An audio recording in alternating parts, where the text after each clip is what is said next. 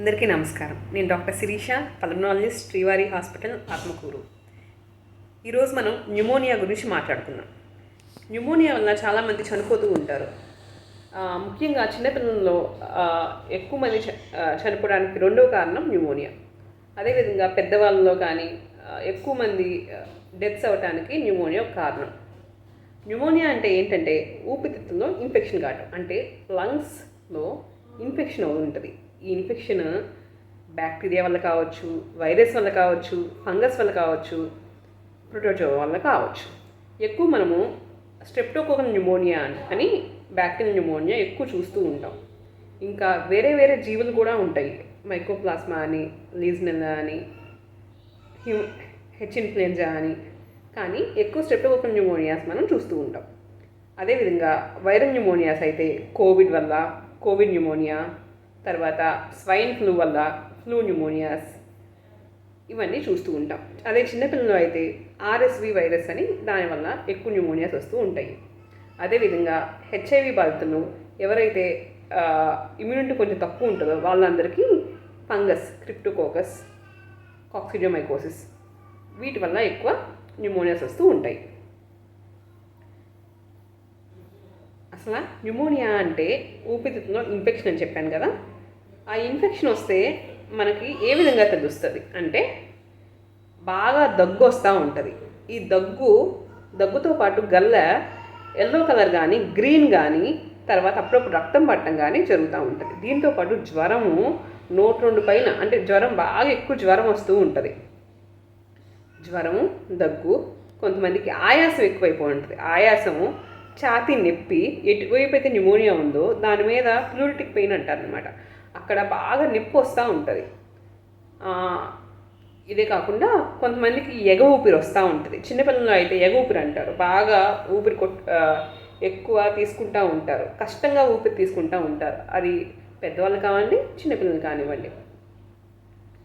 ఈ ఎగ ఊపిరి, ఆయాసము, కొంతమందికి అయితే ఆక్సిజన్ తగ్గిపోయినప్పుడు పెదాలు, చేతులు ఫింగర్స్, పెదాలు, తర్వాత బాడీ ఇదంతా బ్లూగా మారిపోతూ ఉంటుంది. ఇదే కాకుండా కొంతమందికి ఎవరైతే ఈ ఇన్ఫెక్షన్ ఊపిరితిత్తుల నుంచి రక్తంలో స్ప్రెడ్ అయిపోయి మిగతా పార్ట్స్ అన్నిటికీ స్ప్రెడ్ అయిపోద్దు, వాళ్ళకేంటంటే తిక్కగా మాట్లాడుతూ ఉంటారు. అంటే ఒకటి అడిగితే వేరే చెప్పడం, కన్ఫ్యూజన్ అనమాట. ఆ విధంగా మాట్లాడుతూ ఉంటారు సంబంధం లేకుండా. కొంతమంది స్పృహ లేకుండా ఉంటారనమాట. ఈ ఇన్ఫెక్షన్ ఒక చోట నుంచి వేరే చోటకి స్ప్రెడ్ అయితే, వేరే అవయవాలకు స్ప్రెడ్ అయిన వాళ్ళకి కిడ్నీ ఇష్యూస్, యూరిన్ రాకుండా ఉంటాము, ఇవన్నీ కూడా జరుగుతూ ఉంటాయి చివరి స్టేజెస్లో. ఇదేంటంటే కమ్యూనిటీ ఎక్వైర్డ్ న్యూమోనియా అంటే, ఎక్కువ ఏంటంటే ఇది ఒకదాని నుంచి ఒకరికి ఎట్లా స్ప్రెడ్ అవుతూ ఉంటుంది అంటే, ఒకరి నుంచి ఒకరికి గాలి ద్వారా వ్యాపిస్తుంది. అంటే న్యూమోనియా ఉన్న వాళ్ళు దగ్గినా తుమ్మినా ఆ డ్రాప్లెట్స్ వేరే వాళ్ళకి పీల్చుకోవటం వల్ల ఆ విధంగా న్యూమోనియాస్ వస్తూ ఉంటాయి. ఇదే కాకుండా హాస్పిటల్లో ఉన్న పేషెంట్స్కి, వెంటిలేటర్ మీద ఉన్న పేషెంట్స్కి న్యూమోనియాస్ సర్వసాధారణం. అదేవిధంగా ఎవరైతే డయాలసిస్ కెథెటర్స్, అంటే డయాలసిస్ మీద ఉండి ఒక కెథెటర్ ఉంటుంది అనమాట పర్మనెంట్గా, డయాలసిస్ కెథెటర్, హెచ్డి కెథెటర్ అని, అది ఇంకా కొంతమంది పాచికి ట్యూబ్ వేసి ఉంటారు, క్యాన్సర్ పేషెంట్స్, వీళ్ళందరూ ఇంటి దగ్గర హోమ్ కేర్ తీసుకుంటూ ఉంటారు.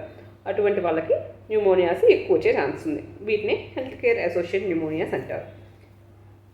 దీనికి ట్రీట్మెంట్ ఏంటంటే, మనం అనుకున్నాం బ్యాక్టీరియా వల్ల వస్తే యాంటీబయాటిక్స్, వైరస్ వల్ల వస్తే యాంటీవైరల్స్ అండ్ అదర్ మెడికేషన్స్, అదేవిధంగా ఫంగస్ వల్ల వస్తే యాంటీఫంగల్స్.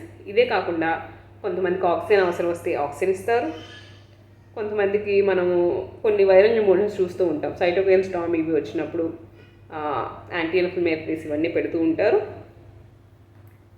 దీన్ని మన డాక్టర్ దగ్గరికి వెళ్ళినప్పుడు డాక్టర్ ఏ విధంగా డయాగ్నోస్ చేస్తారంటే, ఎక్స్రే, సిటీ స్కాన్, గల్లె పరీక్ష, ఏ జీవి ఉంది, ఏం మెడిసిన్స్ పనిచేస్తాయి, ఇవన్నీ చూస్తారు. ఇంకా ప్రోకాల్సిటోనిన్, సిఆర్పి, సిబిసి అనుకునే రక్త పరీక్ష చేసి నిర్ధారిస్తారు. దీన్ని ప్రివెంట్ చేయడానికి మాస్క్ పెట్టుకుంటే మంచిది. అదేవిధంగా ఏం చేయాలంటే వ్యాక్సిన్స్ వేయించుకోవాలి. పెద్దవాళ్ళు అటువంటి వాళ్ళు ఎవరైతే రిస్క్ ఎక్కువ ఉన్నారో వాళ్ళు వ్యాక్సిన్స్ వేయించుకుంటే మంచిది. Thank you.